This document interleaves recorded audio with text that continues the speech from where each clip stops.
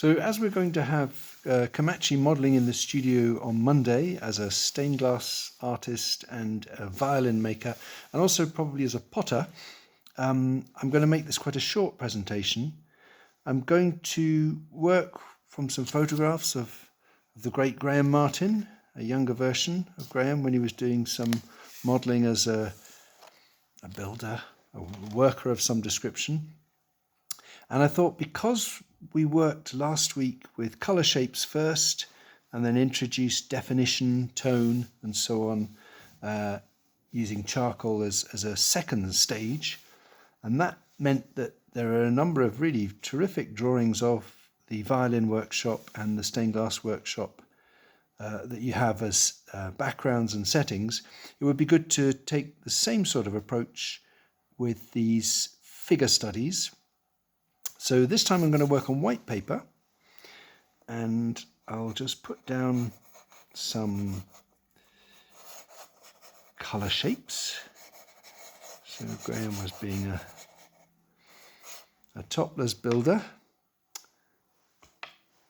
And yes, and I thought by working with these colour shapes and introducing definition as a second step, I thought that would be quite helpful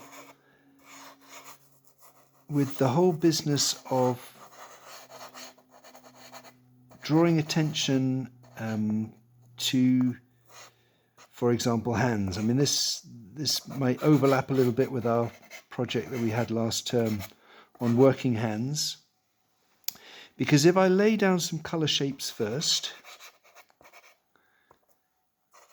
in this way and introduce definition gradually, I think it's worth smudging the pastel, especially on the white paper. It's very nice because you get this almost more luminous quality to the colour. You've got to keep your fingers clean. Use a different finger for each colour. Limits you to 5.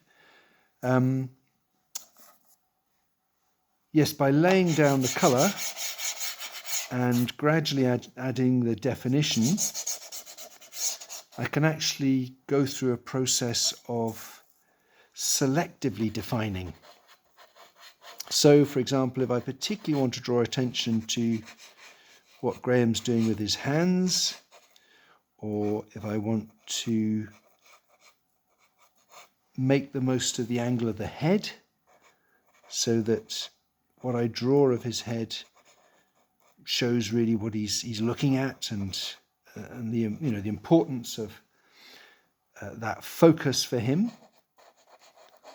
And it might be making a violin, it might be cutting stained pieces of glass for a stained glass panel, and so on. So what I've done there, actually, I've used the same brown that I used for the bench top. I've used that also to darken, add some suggestion of features, and also darken some of the areas of Graham's arms and his hands. So that also already introduces a degree of contrast and definition. And the more pastel I put on, particularly to the white surface, I think generally the darker it gets. So, I can stay with that sort of approach, or I can introduce some charcoal, which I think is a great mix for darkening pastel. We don't tend to have that many dark pastels, so you can actually just work the charcoal into the pastel and introduce a bit more definition. And by laying down those colour shapes as loosely as I have done, I'm also able to, I will find that colours mix on the surface of the paper, and there'll be some accidental mixes, and generally they're quite quite fortuitous because they will they'll soften edges and blend the colour in a sort of natural way. So he's actually got this very large brush. So as you see, what I'm doing with the charcoal is I'm really introducing definition. So that can be a good way of managing the image.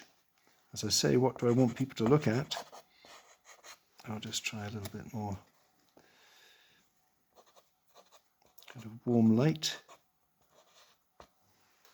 The other thing that can be quite nice with working on white paper is that you can also draw with your eraser, if you have a clean one. So, you know, I can actually, if I wanted to get something to stand out, a finger, or catch a bit of light on the side of the face, then I can also subtract back to the lighter version of the pastel, because it's on a white surface. And here, you know, I've got bits of his dungarees have ended up mixing with the skin colour, and that's actually quite good. You know, that might be a good shadow colour to apply elsewhere. So that's one of the techniques that we'll use on Monday when Komachi is holding these different poses. And I'll see if we can make some of the poses a bit longer. I think that would suit some of the students, and we'll do some quick ones as well in order to get a variety.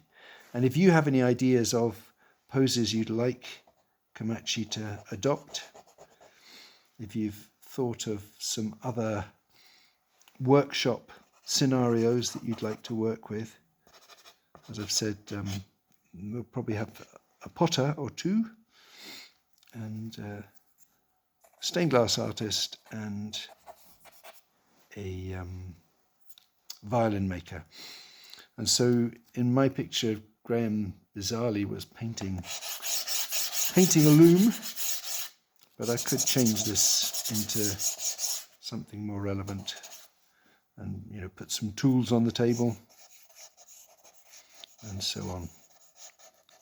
So that's hopefully us clear about one of the drawing techniques, but we'll have some other materials. But it'd be good to work in colour, I think, so that ties in with your drawings of the setting. Okay, well, see you on Monday.